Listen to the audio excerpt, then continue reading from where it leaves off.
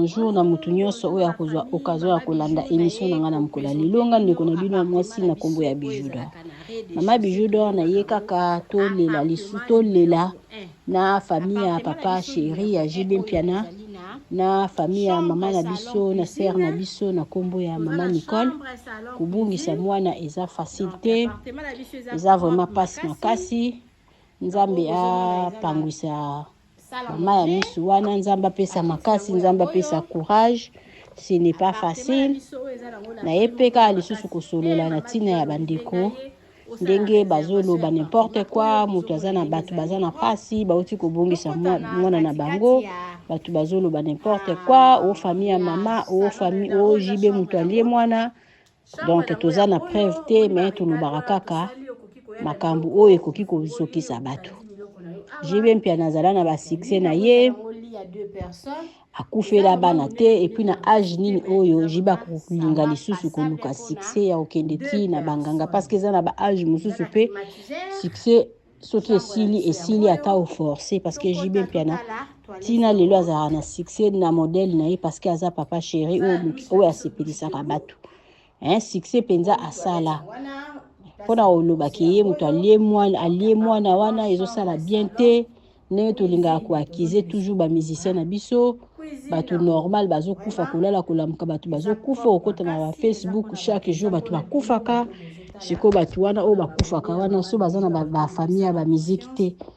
Donc to lobaka te ki balie bango mais soko za kaka o oza musicien oza star kufeli mutu il faut batu bayaka babwakilaka yo toujours bayaka kolobaka toujours mabe pona yo.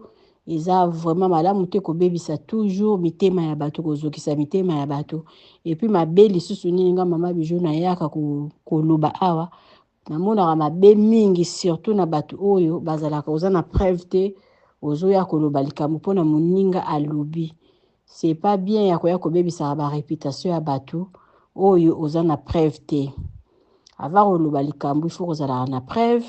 Biso tozolobaka makambo oyo tozolobaka kapo moninga lobaki moninga salaki betikanga pena ya kosala papa chéri lie mwana papa so batuni yo tanga kendeki na ndako nganga wana bozayaki na ye osila maloba. Donc toyaka kaka pona ko nuire ba vie ya bato, c'est pas gentil.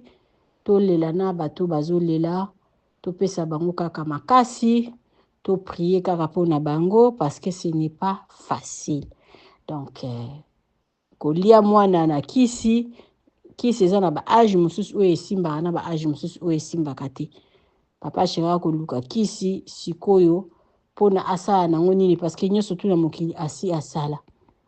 Donc onga na koki koluba kaka yango wana na yebi na ngai via ba musicien na biso mingi bazala na bakisi na bango mais toza na ba preuve te. Totika koluba likambo toza na ba preuve te. Batu mususu ba condamner mama, batu mususu ba condamner boye. Tozoloba vraiment n'importe quoi, eza vraiment kosunga te, eza kaka kobebisa toujours mitema ya bato bakufeli. En tout cas, ce n'est pas gentil. Eloko mama Bijoudor alingi na lekisa comme message yangwana et puis ko souhaiter bango lisusu ba mes condoléances. Bandeko na ngai ndeko oyo zotala ngai totika ko sala ko beta masolo o to yebite. Totika ko ya ko biloba ba témoignage moko to yebi to yeka po balinga ba oloba likambo yo po yo kotisika mutu jiba lieye jibe mutu lieye o te mama na ye o famille mama na ye to akiza batu tozana ba preuve te, c'est pas bien.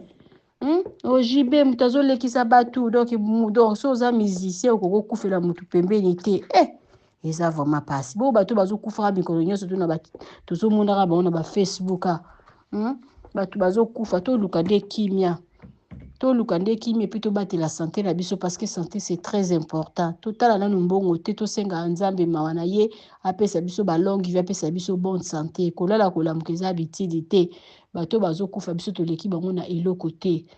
To linga toujours kosala biloko moko ya malamu po ki tozalaka toujours na longue vie malgré na bato malamu na bato mabe bakufa na bango to bato bazokufa kaka mais to batela nde santé na biso. So le docteur apeki so eloko il faut koyoka to zalaka te ke oza wana ovandi obibo ngai na ba âge moko bena bandi komela masanga lokola mutaliboma cigarette oyo omela te na vie obandi komela cigarette ba biloko ezoko détruire ba santé il faut totika totika kolia babiloko ta mosusu ya bagresse banini yango nde eza sujet te me napesi kaka nde conseil tosenga nzambe apesaka biso toujours balongue vie tosalaka toujours babiloko eza bien mpona bavie na biso wana eza nango kaka conseil mama Bijou apesi merci